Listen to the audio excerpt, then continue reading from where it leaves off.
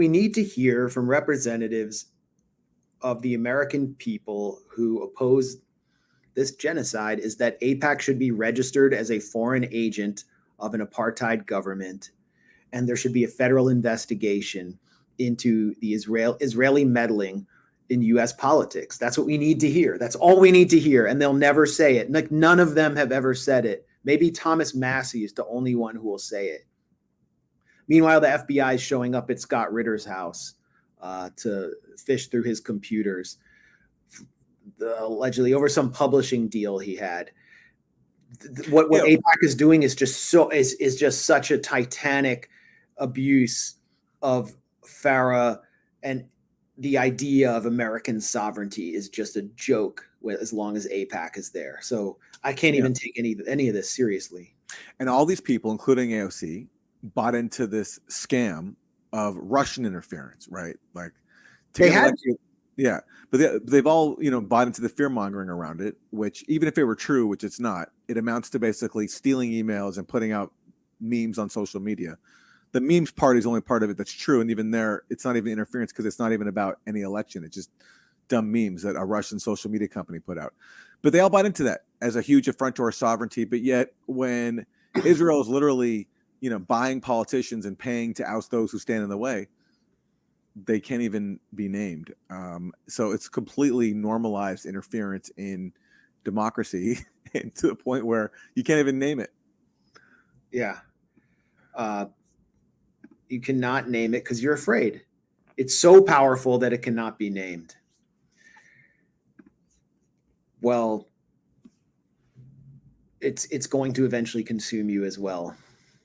You give them an inch and they will take a mile. I don't think AOC has a shot at statewide election in New York because of this monster. This monster controlled by a foreign entity that you refuse to name. The White House also weighed in.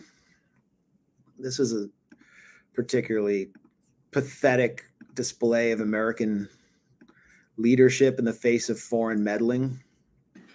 Follow up on Cori Bush. She gave a speech last night after the results came in, and she said to AIPAC, who spent heavily against her, "I'm coming to tear your kingdom down." Does the president have an opinion on that statement?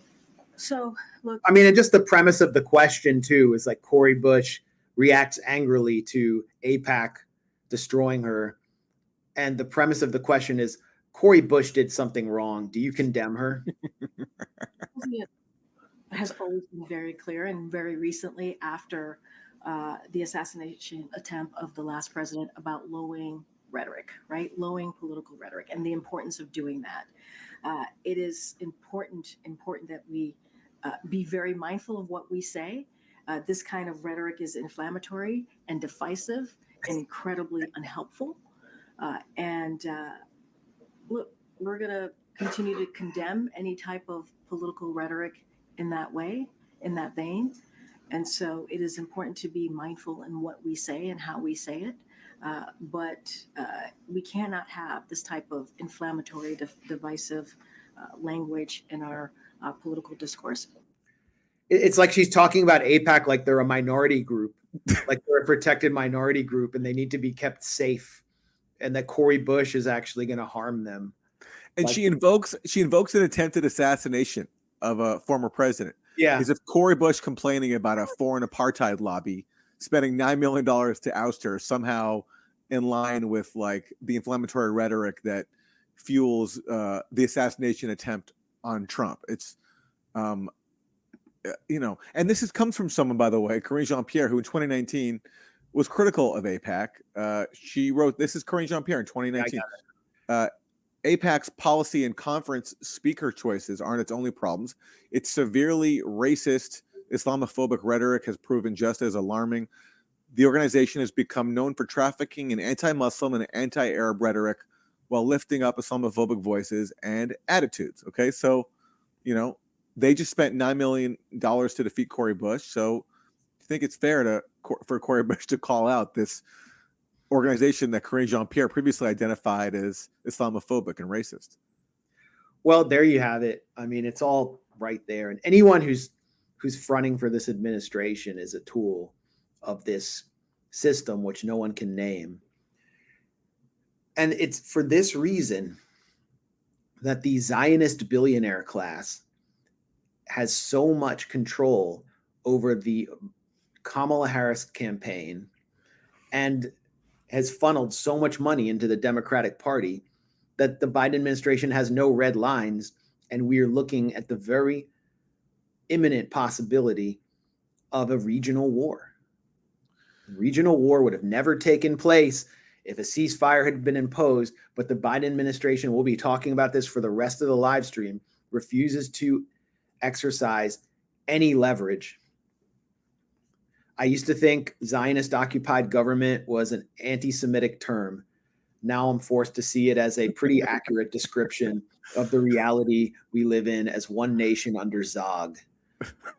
And I don't know how like any of like very few major journalists can even see this and look it in the just look it in the face. One nation under Zog, that's the term Zionist occupied government. I mean, yeah.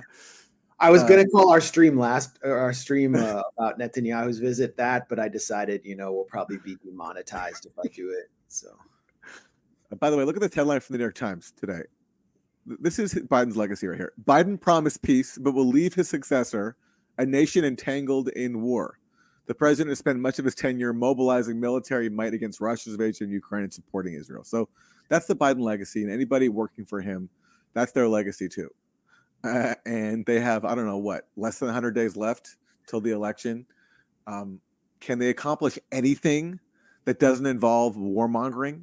Because that's all they've done so far. I mean, yes, they did withdraw from Afghanistan, but because it's almost like the criticism that Biden got for that from neocons, and there was, the attack that killed those American soldiers and many others. But it's like since then, Biden's been trying to make up for it by just making the rest of the world an incredibly, and even a way more dangerous place, and killing so many hundreds of thousands of more people.